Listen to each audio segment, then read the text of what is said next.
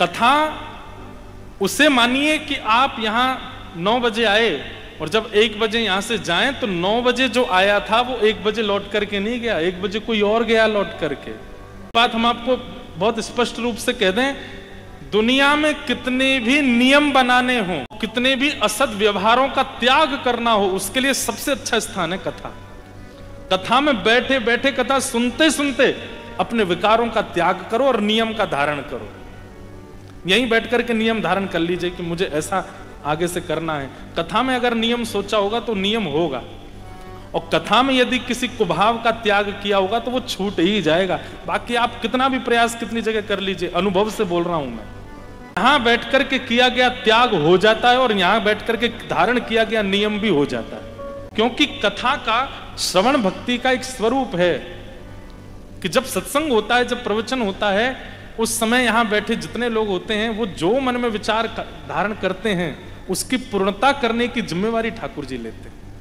वो पूर्ण होगा निरपेक्षम। अगर आप श्रवण भक्ति करना चाहते हैं तो इसमें परहेज ये होना चाहिए कि फिर कभी किसी की उपेक्षा नहीं हो, किसी की उपेक्षा नहीं।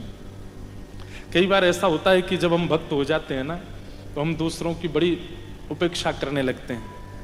कई बार हम सुबह जल्दी उठ जाते हैं और कोई व्यक्ति हमसे लेट उठता है तो हम उसको ऐसे हीन भावना से देखते हैं। कितने बजे उठे? हम तो 7 बजे उठे। 4 बजे उठ के बैठ गए थे, हम तो घूम आए, परिक्रमा लगाया है, संध्या वंदन कर लिया, ये कर लिया, नियम कर लिया। 7 बजे तक तो हमारे 10 काम हो जाते हैं, तुम अभी तक उठे ही हो।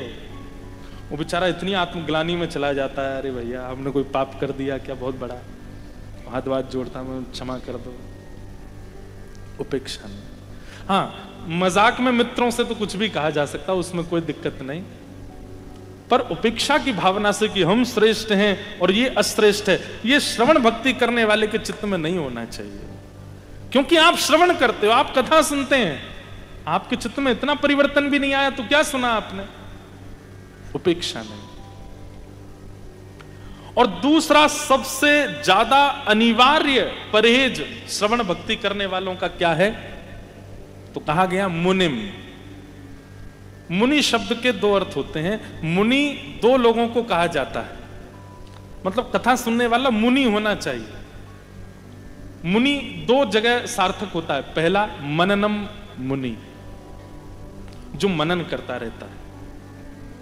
1 बजे यहां कथा पूरी होगी, 2 बजे से राधा कृष्ण महाराज जी कथा सुने महू पहुंच गए, वहां पे भी जाके सुन रहे हैं।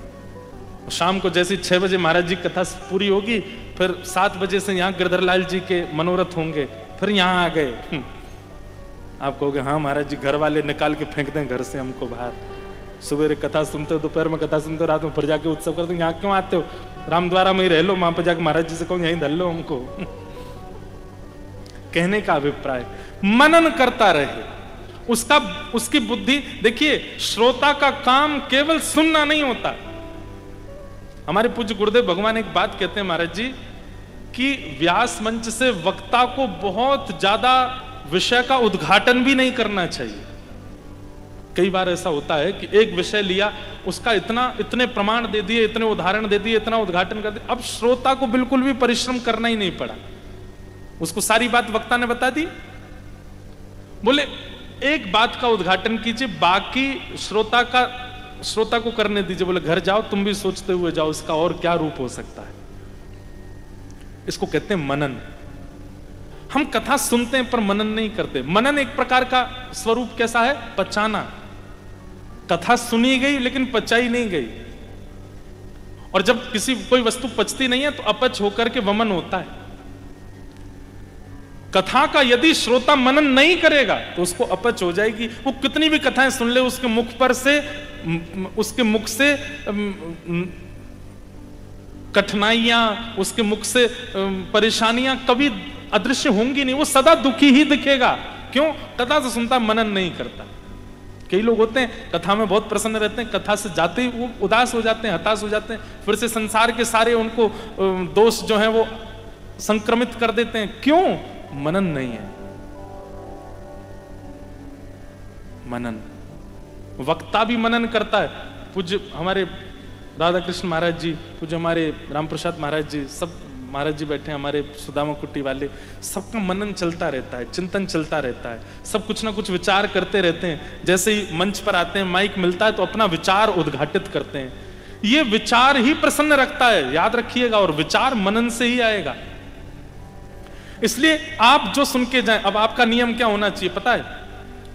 आप नवदा भक्ति सुन करके जाएंगे रोज, 3 दिन हमसे सुनेंगे, 3 दिन मलुकपीठ वाले महाराज जी सुनाएंगे, 3 दिन महाराज जी सुनाएंगे। तीनों दिन में आपने यहां जो ग्रहण किया वो तो आपने यहां से श्रवण किया, उसके बाद आपके अपने नोट्स अलग होने चाहिए, अपना मनन अलग होना चाहिए कि श्रवण में एक ये परहेज भी होना चाहिए, कीर्तन में एक ये परहेज भी होना चाहिए। एक एक परहेज आप स्वयं अपने आप लिखिए कि ये परहेज बहुत आवश्यक है। और वो परहेज ऐसा नहीं कि महाराज जी ने कहिए कोई परहेज होना चाहिए तो परहेज लिख दिया, कुछ भी जो मन में आया, नहीं। वो अनुभव से होना चाहिए कि ये परहेज होगा तो ही मन श्रवण भक्ति उचित जाएगी। तो श्रवण भक्ति में दूसरा आवश्यक परहेज क्या है? मन। मनन करो, चिंतन करो। महाराज जी ने ऐसा बताया था, जैसे हमने प्रारंभ में चर्चा की किनकी? अंगद जी की।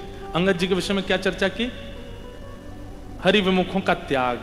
उसमें हमने अंगद जी की पत्नी की बात सुनी। अब खुद विचार करो और कैसे त्याग किया जा सकता है, और ऐसा क्या किया जा सकता है जिसमें पता भी ना चले और त्याग भी हो जाए। ये मनन है। और ये तो मुनि की एक परिभाषा मनन, और मुनि की दूसरी परिभाषा मौन। मौन।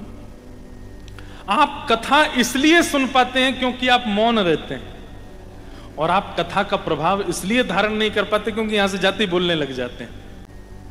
आज की डेट में संसार में मौन 2 लोग हैं, एक तो ठाकुर जी और दूसरी जगत जननी गौ माता।